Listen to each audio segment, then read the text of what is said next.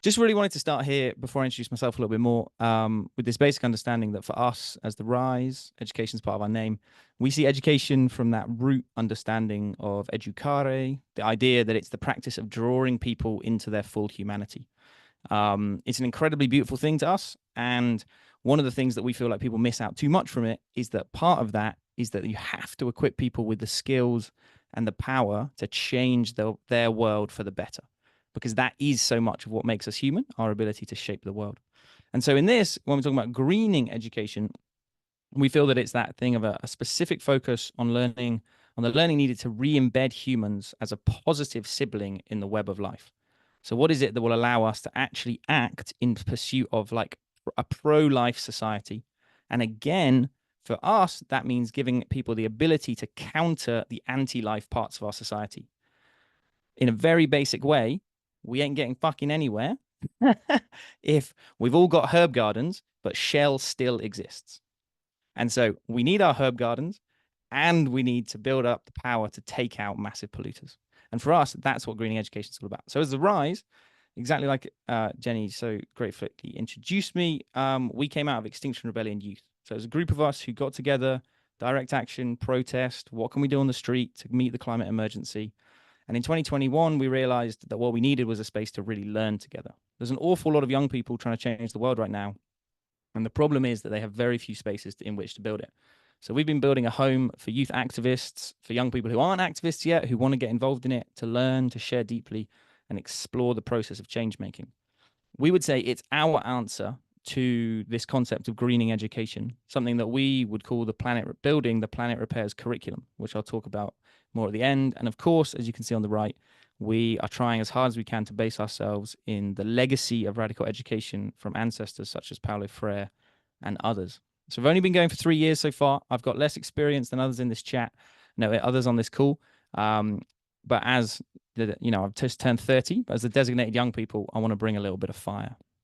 And so another one of our amazing ancestors that we use a lot is Dr. Amos Wilson.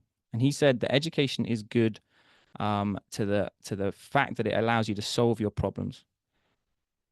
And when you do not educate your children to solve the problems that will confront them or us as a community, then they are being miseducated.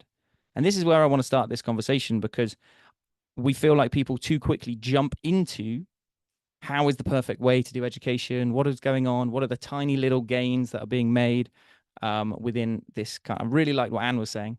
What are the tiny little gains that are being made within this system that really isn't serving us? And so I just wanted to ground us in this understanding that things are beyond bad, like just really bad. I spent all my time working with young people who are actively trying as hard as they can to look at the state of the world, whether that's the climate crisis, whether that's the mental health crisis, whether that's capitalism just destroying any chance that they have of getting a house, getting a job, building a livable future. Things are really bad. And one of the understandings of that is like, I've got a quote here from one of our young organizers, and she said, "I know more friends who have tried to kill themselves than know how to grow their own food." And we have to remember this is the generation for who the fossil fuel dream is dying. On the right here, we have the graph of acute hunger around the world. For decades now, fossil fuels, yes, in terrible ways, using horrific pesticides and everything, have been driving down hunger levels around the world. That's failing now. Yeah. The system's falling apart too much. There's not enough resilience left in our food systems everywhere. And hunger levels are starting to shoot back up, obviously fueled by conflict and all these kind of things. But if we've got an education system that is not teaching people to grow their own food and instead is teaching them to solve their problems by freaking killing themselves, then we're going to be in an awful situation when this continues to climb and when this comes home. And anyway, I'm carrying on. Got the bits to say and I get carried away sometimes. So this for us is the step one. This is tell the truth. I think Anne started it. I want to carry it on. We must stop lying that school is an inherently positive or even neutral thing. There are far too many examples, obvious examples of school and of education spaces being used for heinous activities. Whether that's the indigenous boarding schools in Canada, which were just the tip of the iceberg for how schools were used all across the world, how they're being used right now, like the schools clearing Adivasi young people out of the forests in India, turning them into these utterly unskilled, utterly dependent citizens. Whether it's the highland clearances in the frigging north of this country, in these islands that ripped people away from the land and forced them, sometimes at the point of literal like electrocution, to learn how to speak, how to drop their accents and learn how to do different things.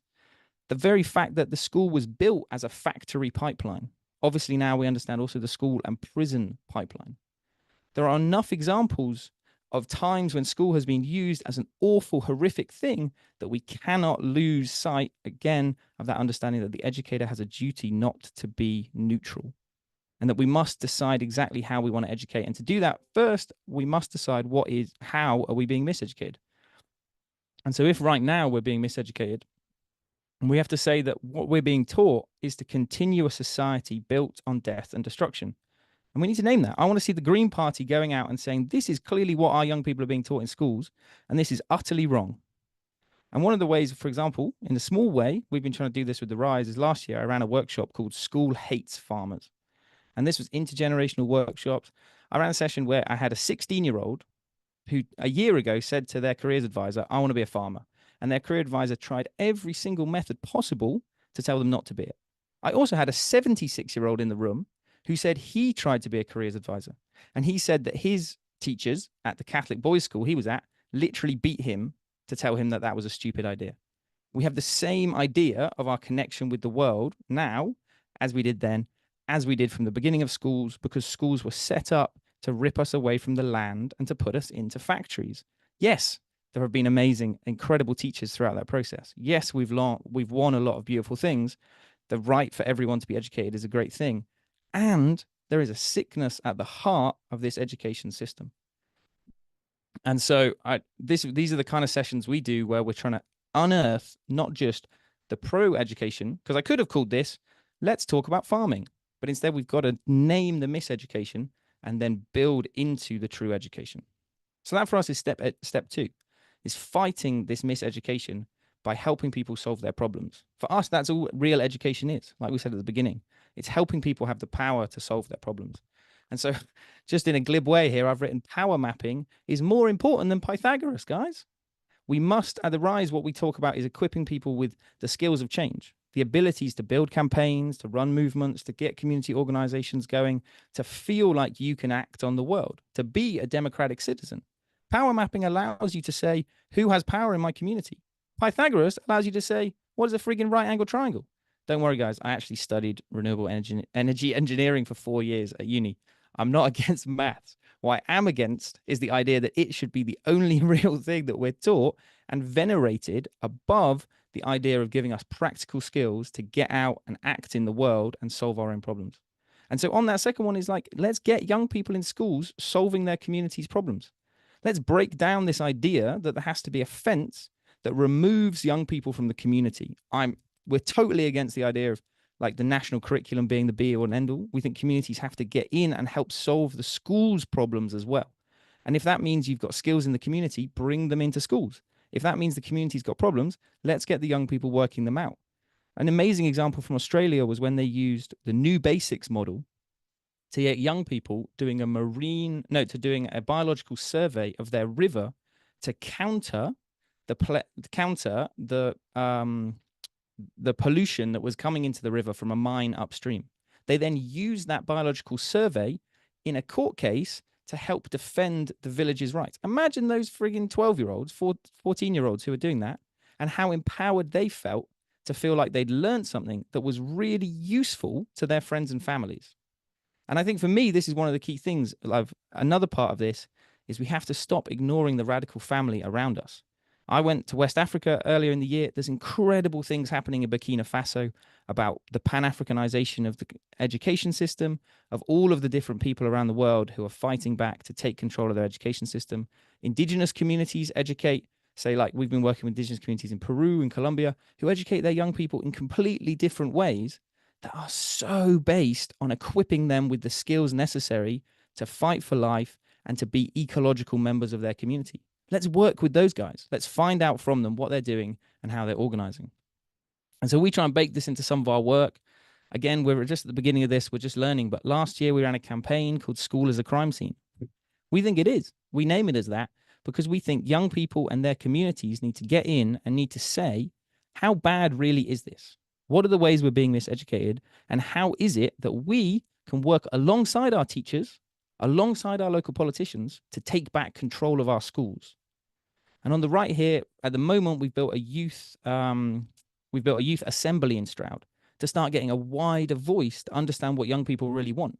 That's the basics of democratic education.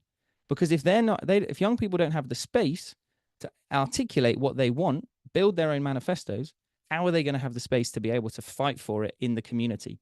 So both of these are ongoing projects. You can talk to us about them. There's loads of stuff in there. We've got zines. We've got lots of information that we'd love to share with people. But these are our small attempts to say, how do we problem solve our way into power? And that's the final bit. This is the end. We're getting to the end. Step 3, build power to win planet repairs. We're part of this amazing network in the UK, but it's also around the world called PRELA, the Planet Repairs Action Learning Educational Revolution.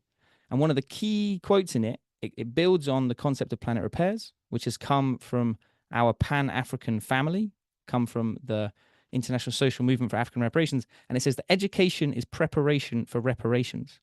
And by reparations there, we mean the deep, deep repair of our communities, of our knowledge forms, of our understanding. Repair for the historic atrocities, such as the transatlantic trafficking, such as colonialism. These are all things that we must repair. These are all things that are at the heart of a society that is deciding to carry on destroying the world around us. And key to this, one of the things I want us all here to really say is, how do we take back the power in our communities to educate our young people and ourselves? We have so little access to our schools. We have so little access to our universities. And it's a key piece of us to say, if we want to repair our ability to be powerful people, to be powerful communities, then we've got to see that as part of this reparatory process. And again, work with our family all across the UK and the world to do it. And I just want to end in that real truth of what this is, because I can't look a 15-year-old in the eyes the other day and not say that we're in anything other than a fight for life on Earth. If we're looking at a planet that might have a carrying capacity of 2 billion by the end of the century if we don't do stuff, then I'm looking at that young person who was born, some of the ones I'm working with now, they were born in 2005. It's quite likely that they might see more than half of the people they know pass, die, starve, whatever in this life. That is just fundamentally not okay. And I want us to own the frigging horrificness of that and act like it. And sorry, I'm really getting quite emotional here, guys. Like, I just want to feel like we're saying this is what we're here for, that we're in for this fight. I'm going to finish, Jenny. I'm going to finish. You can join us in the autumn. We've got this thing called the Decolonial Open Community coming up. We've got Indigenous activists from Peru, from West Africa, coming to the UK for over a month. We'll be hosting a bunch of different educational events that people can come through for, see what people are doing all around the world. And I just want to finish with this thing. I've got one of the young people behind me here, and I just had to put this in, because don't lie to the youth about the state of everything, because they won't forgive you if you don't give them the opportunity to fight right now for a world that they want to live in. But I mean, for me, it's really like one of the key things here I want to really emphasize, and that we work a lot with young people in, is like to really not separate the ecological and environmental crisis from the rest of the crises that are going on. That might be the thing that she's most passionate about, and that's great, and that she should work on that. And the key thing we would say, in whatever field and whatever you want to change as young people, the only thing we can really do is get behind you and say, like, we really want you to be powerful, and we want you to be as loud as hell. And I'm right up behind you, and I'm going to defend you in being as loud as hell. And if that's on one side, like we've got schools here in Stroud where they do this like mustering thing, where they get the young people to line up, 3 times a day, and they go around and measure girls' skirts, and they go around and shout at them for moving and these kinds of things. It's a freaking crime. And if that's the place where, as a young person, you want to be like, no, this isn't okay. Let's get a petition together. Let's get people in the local community understanding what's going on. Let's get them involved. Cool. If you also want to say, let's get a school garden set up. Let's get that set up. If you want to say, friggin' hell, I hate the patriarchy, and I'm going to get a campaign going on at school because I've got this leery ass PE teacher. Nothing against PE teachers. I love PE. But then again, like this encouragement to support her as best you can to become, basically for me, like become an activist, become someone who's actively learning about how to change the world. And if that's scary as hell to you, then again, we can point you in the direction of a bunch of people who run trainings. We run stuff. We do lots of intergenerational stuff. And we'd love to talk more about what that looks like. But it's really about saying, like, the reason the folks who are destroying our world get away with it all the time is because they're also using the schools and other things to disempower us. And so, how is it that we can get active, get engaged, and then build those processes of power building so that we can counter it and make it exciting? Like, it just is exciting. Like, she'll meet some amazing people along the way. Yeah, thanks, fam. How do you say this? So when we were running the stuff about schools of crime scene, we talked about the idea that like there's different power players in changing the education system. And like one of them is obviously politicians. Great. Let's get the Green Party doing some amazing policies. Another one of them is teachers and teachers unions. Great that the teachers unions are back up and kicking a little bit. Let's get them back up and kicking a lot more. Let's empower our teachers. And key to empowering our teachers is getting the wider community to get behind the teachers when they are pushing for things within the school, exactly like James was saying. That's really great. The third group is the young people themselves. And for us, this is the point that no one ever talks about. And I don't understand why. Because if you look at the country in the world right now that has the most emphasis on its education packet, it's Chile. So Chile puts huge amounts, it's like the most important issue in the entire country. And that's because back in 2006, there was a thing, 2006, 2005, there was a thing called the Penguin Revolution, where the entire country, every school in the country got occupied by young people. Well, first they went out and they did huge protests because of the privatizing of education. The protests got shunned, and then they occupied every school in the country for months. And they won off the government a rescinding of the bill of the privatization. 3 years later, this turns into huge student protests. 5 years later, it turns into bigger student protests. Every time the education bill is the number one thing the government is talking about. Yeah. Here, no one talks about it. But there, the students were able to put it on the absolute top of things. Another example right now, the bad education movement in Thailand that kicked off in 2018, 2019. Students demanding that education was the number one topic that anyone was to talk about, and has now led into an incredible political party that has won change. In Chile, Gabriel Boric became the president, and they won the chance to rewrite their constitution. It's not all plain sailing. Lots of these processes are bad. But we have to think about the way that teachers are hamstrung, about how unions are hamstrung, about how politicians are hamstrung, and that the card that we never play is saying to the young people, okay, if you agree this is shit, we'll agree with you that it's shit, so let's frigging change it.